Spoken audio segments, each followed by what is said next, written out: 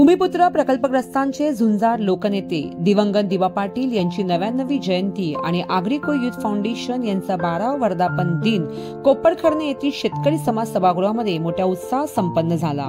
यावेळी राज्याचे वनमंत्री नामदार गणेश नाईक हे प्रमुख पाहुणे म्हणून उपस्थित होते। या कार्यक्रमाचे औचित्य साधून गणेश नाईक यांच्या हस्ते नवी मुंबई क्षेत्रातील आगरी कोळी समाजातील वर्ष 2023-24 मध्ये उच्च विद्या विभूषित डॉक्टर, इंजिनियर, आर्किटेक्ट, सीए, वकील, MBA, PhD किंवा इतर विशेष अभ्यासक्रमात उच्च पदवी प्राप्त केलेल्या गुणीजनांचा जाहीर सन्मान करण्यात आला। तसेच लोकनेते दिवा पाटील यांच्या हयातीतील 30 वर्ष व नंतर जवळपास 40 वर्ष दिवा पाटील यांच्या विचाराचा आणि दिवांच्या संस्थानाचा कार्यभार सांभाळणारे दिवांचे सहकारी जासईगावचे रघुनाथ ठाकूर यांचा विशेष नागरी सत्कार महाराष्ट्र राज्याचे वनमंत्री गणेश नाईक यांच्या हस्ते करण्यात आला। त्यामुळे त्यांनी केलेल्या संघर्षाची जाणीव पुढच्या पिढ्यांपर्यंत पोहोचवण्याचे कार्य आज आगरी कोळी युथ फाउंडेशनच्या माध्यमातून केले जात आहे, जे नक्कीच प्रशंसनीय आहे। आता आपल्या नवी मुंबईतील ज्येष्ठ समाजसेवक निलेश पाटील यांच्या आगरी कोळी युथ फाउंडेशनच्या माध्यमातून स्वर्गीय दिवा पाटील यांची 99वी जयंती साजरी करण्यात आली।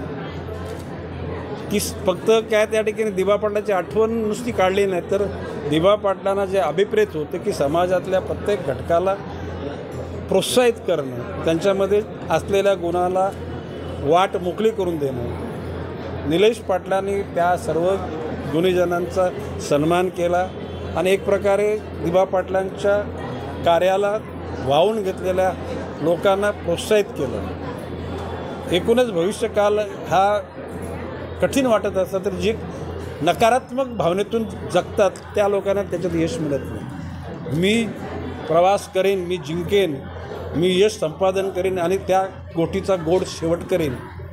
गोड शेवट काय असा आत्मविश्वास ठेवला तर तुम्हाला त्या यश मिळतं, हे दिवा पाटलाच्या जीवनामधून आपण शिकलेलो आहोत। आता निलेश पाटीलसुद्धा त्याच भावनेतून काम करतात, अन्य सर्वच कार्यकर्ते करतात, त्या सर्वांना माझ्या हार्दिक शुभेच्छा। दादा, तुम्ही वनमंत्री आहात, आज बघायला गेलं तर नॅशनल हायवे होतात, परंतु त्यावेळेला वृक्षतोड केलेली आहे, तर वृक्ष लागवड त्या व्हावी यासाठी सुद्धा तुमचं हे बघा, सामाजिक वनीकरण हा जो भाग आहे, फॉरेस्ट फार मोठे आहे। महाराष्ट्राच्या जमिनीच्या 20% जागा फॉरेस्टकडे आहे। आता मँग्रोव्ज म्हणजे गुजरातपासून तर गोव्यापर्यंत हा मोठा पट्टा, ज्याला आपण खोट म्हणतो, कांदलवन म्हणतो, असा मँग्रोव्ज, या सर्व परिसरामध्ये मोठ्या प्रमाणामध्ये काम करण्यासारखं आहे आणि ते आपण करू।